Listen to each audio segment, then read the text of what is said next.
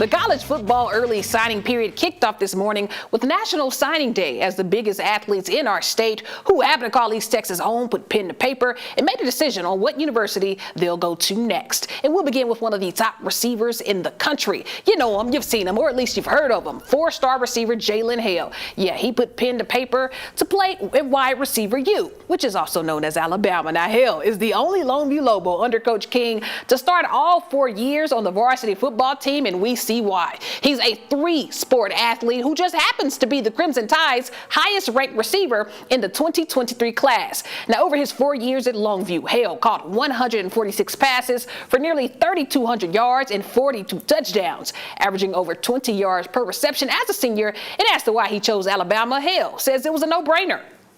I mean, I just felt like it was the fit for me. It felt like home. When I went down there, everything was smooth. Coaches was good to me. And Coach Saban told me I'd be a good fit in the offense. And to hear that from him, and he told me I could actually play as a freshman. So hearing that from him was something big to me. Well, over in Lindale this morning, they were home to signing day of offensive lineman Will Hutchins. Now, Hutchins is committed to play at Sam Houston State University as his family, coaches, and players filled the high school cafeteria to all chime in on how good of a young man he is, on top of being a great player. Now, if you've never heard of Lindale's offensive line, they called them the Hogs. It was one of the best units in the entire state of Texas, and Hutchins was one of the key pieces to that unit, allowing just 2 sacks in his entire varsity career and not a single sack allowed as a senior. The love that I got from there was unreal from the beginning. Whenever I first went there, they welcomed me with open arms and a warm heart, and it was a great experience going up there my first time, and I plan on majoring in business.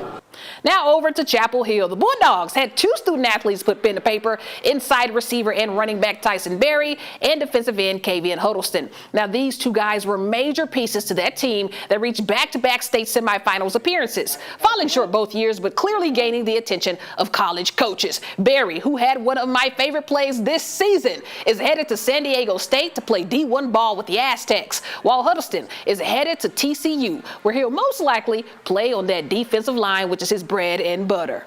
It's going to be very exciting, to come in, the top 4 and going into the playoffs right now. It's going to be very exciting in the environment for next year. I'm going to San Diego State. I chose that place because when I went up there, it made it feel like home, and it is real smooth out there. It's not too hot, it's not too cold, and the weather is just nice, and the atmosphere up there is good. It made it feel like a home, so that's why I really chose there, and all the coaches really messed with me. Well, at Gilmer High School, another big one. Big-time receiver Rowan Fluellen is also headed to TCU. Now, Fluellen became just the 19th player in Gilmer history to reach 3,000 total offensive yards in a career. But let's not forget, his 184 career catches are the most in school history. We talked to Rowan about why he chose the Horned Frog program and the legacy he left on the Gilmer Buckeyes. I just can't wait for it. I can't wait. I love seeing, being able to hang out with Coach Dykes, Coach Meacham. I got to take my official visit last week, and I just loved it even more. I think I fell in love again being able to go back. But certainly last but not least, over at Mineola High School, it had to be bittersweet for Coach Luke Blackwell as his workhorse. Dawson Pendergrass signed his letter of intent to the big Power 5 school that is Baylor University. And it was standing room only as family and friends came together to celebrate a guy with nearly 7,500 yards in his career as a Yellow Jacket, 111 total touchdowns, 15 interceptions, 3 pick sixes. We could go on, playing nearly every position, leaving a huge impact on this Mineola football program.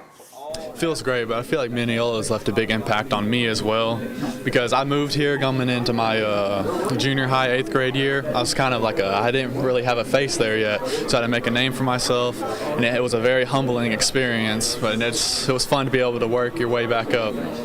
So while we are losing quite a bit of top-tier talent right here in East Texas, next season we'll be able to follow along their journeys on national television. But with all that being said, these athletes, although leaving our communities for better things, had a message for their respective schools and the people that helped them get to this point.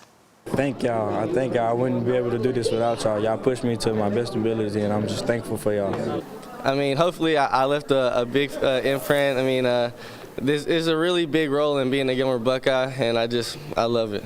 Not every day was easy. There's some days you get up and you're just like, I really don't want to do this. But you got to think, I'm not doing it for myself. I'm doing it for my family. I'm doing it for my legacy. I'm doing it for the city of Mineola. This school meant a lot to me. I grew up in Longview. I always watched the Longview Lobos play, had older cousins play on the Longview Lobos. So when it was my time to play, I already knew what the standards was. Oh, absolutely.